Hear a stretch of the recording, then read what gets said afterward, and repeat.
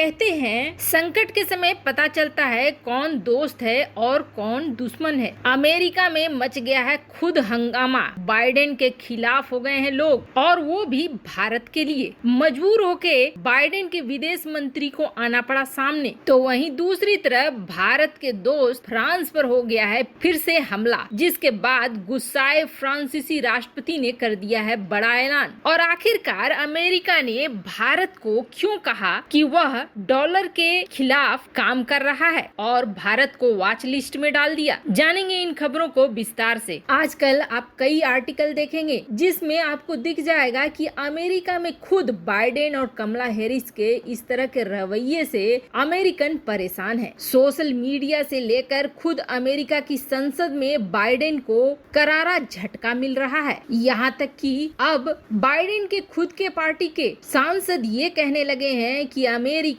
भारत की उस नीति पर नहीं चल रहा है और भारत को सपोर्ट नहीं कर रहा है। दरअसल भारत ने WTO में ये मांग करी थी कि टेम्पोररी तौर पर इंटेलेक्चुअल प्रॉपर्टी राइट वैक्सीन के ऊपर से उठा देना चाहिए ताकि सारे देश इसे बना पाए। उस वक्त यही विकसित देश थे जो पैसा कमाने के चक्कर में भारत के साथ नहीं आए। उनमें अमेरिका तो सबसे बड़े नंबर पर था। अफ्रीकी देशों के साथ साथ भारत ने ये आवाज जोर शोर से उठाई थी, पर उस जगह पे भी अमेरिका ने धोखा दिया। तो वहीं दूसरी तरफ अमेरिका इस वक्त जो क्वाड का मेंबर है भारत, और जिसका इस्तेमाल करना चाहता है चीन के खिलाफ, उसकी कोई मदद न करके खुद के लिए बड़ी मुश्किल बुला रहा है। अब अमेरिका में जो भारतीय सपोर्टर हैं वो ये कहना शुरू कर रहे हैं कि बाइडेन अपने ही पैर पर कुल्हाड़ी मार रहे हैं। यहाँ तक कि जो इंडियन अमेरिकन टेक अरबपति हैं उन्होंने अब फंड इकट्ठा करना शुरू कर दिया है ताकि भारत में ऑक्सीजन पहुँचाया जा सके। डेमोक्रेट सीनेटर्स और प्रतिनिधियों के हंगामे के बाद अमेरिका को थोड़ी बहुत होश आई, और जिसके बाद अमेरिका के NSA जैक सुलिवन सामने आए और उन्होंने ये कहा कि हम दिन रात काम कर रहे हैं कि किस तरह से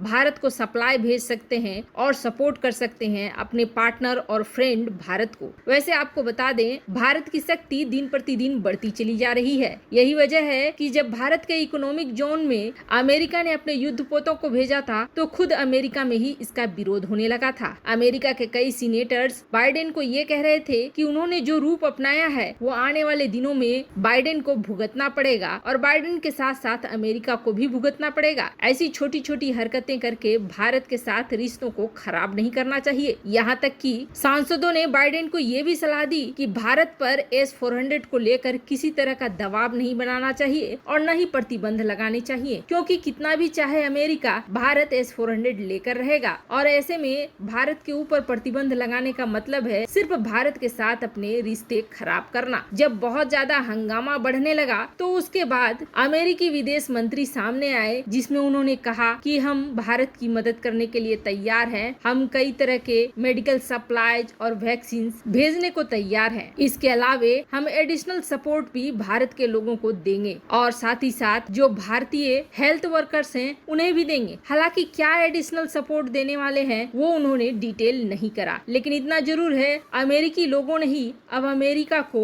लाइन पर लाना शुरू कर दिया है, और खासकर वो भारतीय मूल के लोग जो वहाँ पर काफी अच्छे पोजीशन में हैं, उन्होंने भी भारत के लिए दबाव बनाना शुरू कर दिया है। इस दबाव के बाद आखिरकार अमेरिका को झुकना ही पड़ रहा है। पर इन सब के बीच अमेरिका ने भारत के ऊपर एक और आरोप लगाया है। दरअसल अमेरिका का कहना है कि भारत डॉलर को मैनिपुलेट कर रहा है, मतलब कि डॉलर के साथ कुछ ऐसा खेल कर रहा है जिसकी वजह से भारत को व्यापार में फायदा हो रहा है। और आखिर वो खेल है क्या और कैसे इस खेल को खेल रहा है भारत, जिसकी वजह से अमेरिका को आने वाले समय में बड़ा नुकसान होने वाला है। अमेरिका ने ये कहते हुए भारत को एक वॉच लिस्ट में डाल दिया है, मतलब जिस पर निगरानी रखनी है। वैसे कहा ये जा रहा है और अमेरिका का भी यही आरोप है कि जिस तरह से चीन ने अपने आप को व्यापार में काफी आगे ला दिया, भारत भी कुछ ऐसा ही कर रहा है। आजकल रुपए की वैल्यू गिर रही है और डॉलर की वैल्यू बढ़ रही है। आखिर अचानक से ऐसा क्यों होने लगा, जबकि पिछले कुछ महीनों में ठीक इसके उलट हो रहा था।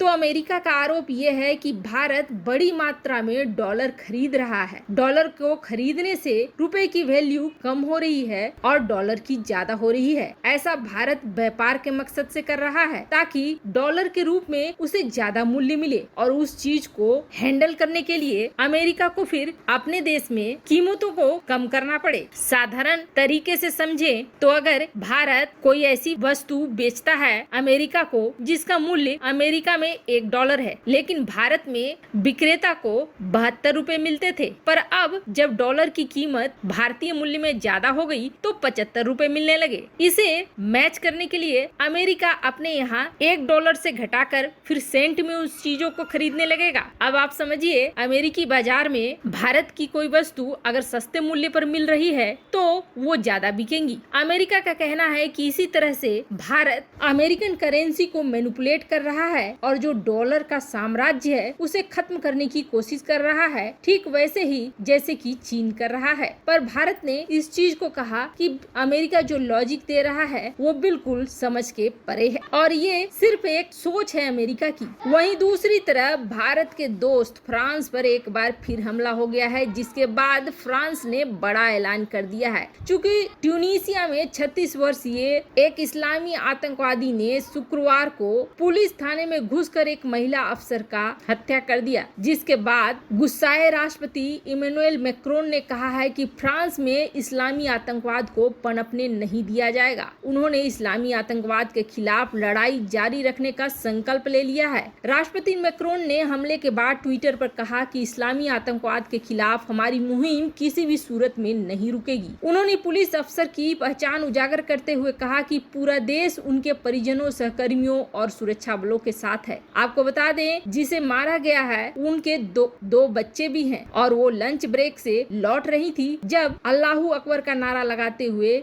हमलावर ने धारदार हथियार से उन पर हमला कर दिया। वैसे तो सुरक्षा बलों ने गोलियों से उसे भूनकर ऊपर पहुंचा दिया और मौके से 3 लोगों को गिरफ्तार भी कर लिया गया। इसी बीच फ्रांसीसी राष्ट्रपति इमैनुअल मैक्रोन की सरकार ने फ्रांस में कट्टरपंथी इस्लामी गतिविधियों से निपटने के लिए एक कानून पेश किया है और इस कानून को लेकर मुस्लिम देश पहले से विरोध जताते रहे हैं। तुर्की ने इसे मुस्लिम देशों में गुस्सा फैलाने वाला विधेयक बताया था। इस बिल में फ्रांस के इस्लामी केंद्रों में चल रही धार्मिक गतिविधियों पर कंट्रोल और विदेशों से जो पैसे मिलते हैं इन केंद्रों को, उस पर रोक लगाने का प्रस्ताव है। पिछले 2 साल में आपको बता दें, फ्रांस में 5वीं बार ऐसी घटना हुई है जब किसी फ्रांसीसी को इस तरह से निशाना बनाया गया है। वैसे आपको बता दें, फ्रांस उन देशों में है जिन्होंने शरणार्थियों को खुले हाथों से, खुले बाहों से स्वीकार करा था, पर अब वही शरणार्थी उनके लिए बहुत बड़ी समस्या बन गए हैं। वैसे आपको क्या लगता है, क्या सचमुच भारत अमेरिकन करेंसी को मैनिपुलेट कर रहा है? कमेंट कर अपनी राय जरूर बताएं। जल्द मिलते हैं अगले वीडियो में नई खबर के साथ।